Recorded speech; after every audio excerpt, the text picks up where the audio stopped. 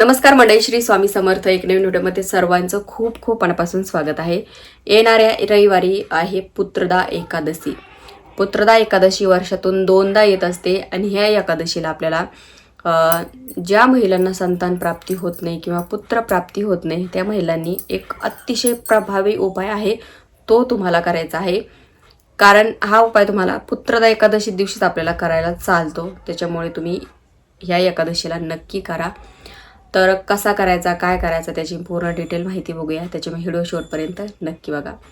तर बघा, प्रत्येक 15 दिवसाला एकादशी येते. मागच्या वेळेस पण मी तुम्हाला सांगितलं होतं की ज्या महिलांना संतान प्राप्ती होत नाही त्या महिलांनी प्रत्येक एकादशीला सेवा करायच्या आहेत बाळकृष्णाच्या. कारण बघा, संतान प्राप्ती आणि पुत्रप्राप्ती म्हणजे पुत्रप्राप्ती ज्या महिलांना मुली आहेत, मुलगा हवंय, त्यासाठी तुम्ही ह्या पुत्रदा एकादशीला उपाय करा. आणि ज्या महिलांना समजा मुलगा नाही मुलगी नाही म्हणजे काहीच होत नाहीये, खूप हॉस्पिटल चक्रा मारल्या, देवधर्म सर्व काही करून बघितलं तरी काहीच त्याचा उपयोग झाला नाहीये, तरी तुम्ही हा उपाय करू शकता. तर काय करायचं आहे, तर प्रत्येक एकादशीला तुम्ही ह्या सेवा करायच्या न चुकता. दोघा नवरा बायकोने केलं तर अतिउत्तम, नाही पॉसिबल तर एकट्या बायकोने केली तरी चालते.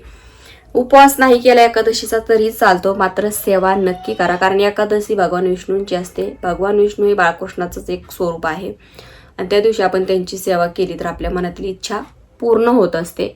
तर काय करायचं आहे, एकादशी दिवशी सकाळी लवकर उठायचं, आपलं स्वतःचं आवरून घ्यायचं.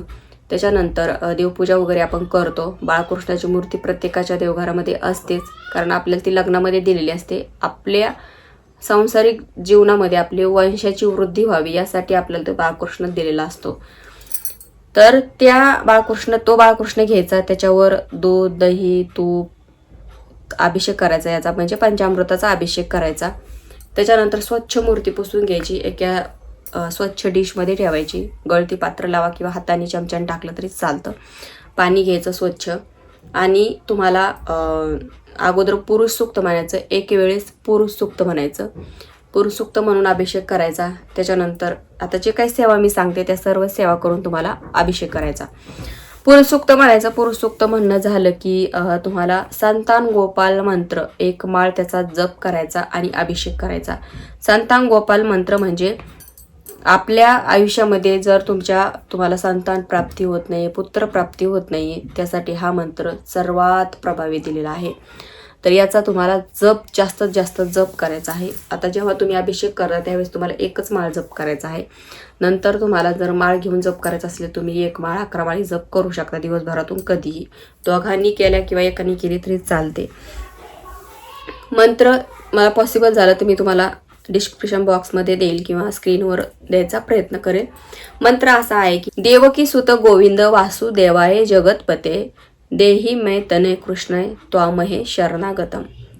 हा संतान गोपाल मंत्र आहे आणि याचा जप तुम्हाला त्या दिवशी करायचा आहे.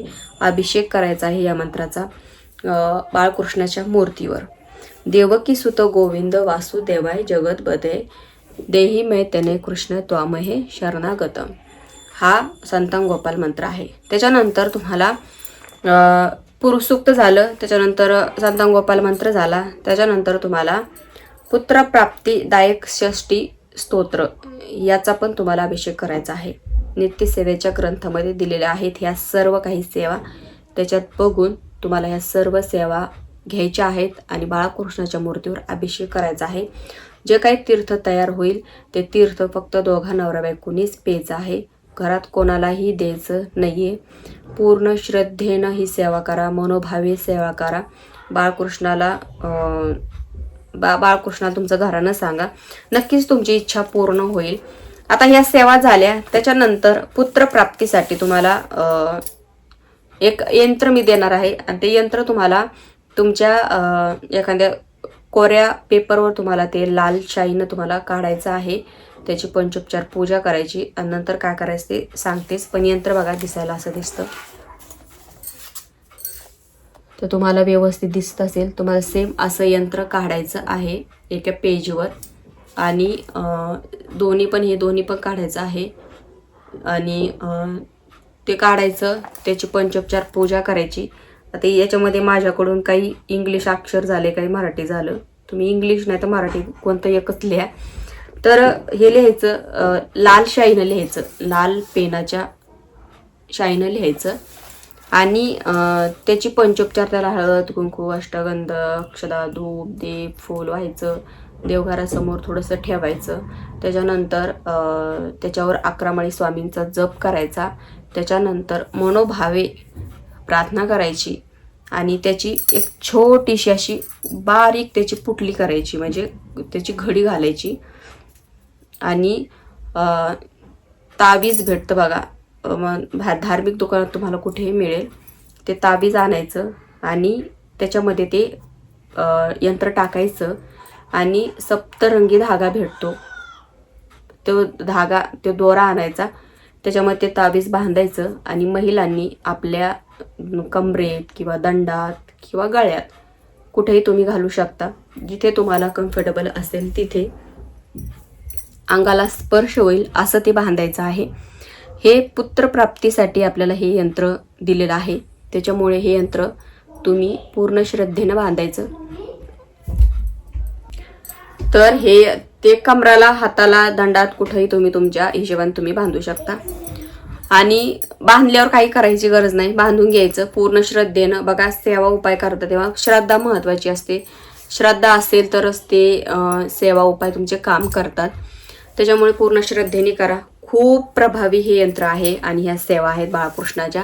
प्रत्येक एकादशीला ह्या सेवा करायच्या आहेत आणि हा उपाय फक्त आपण पुत्रदा एकादशीलाच करतो. तर रविवारी करून घ्या ज्या महिलांना पुत्रप्राप्ती हवे त्यांनी.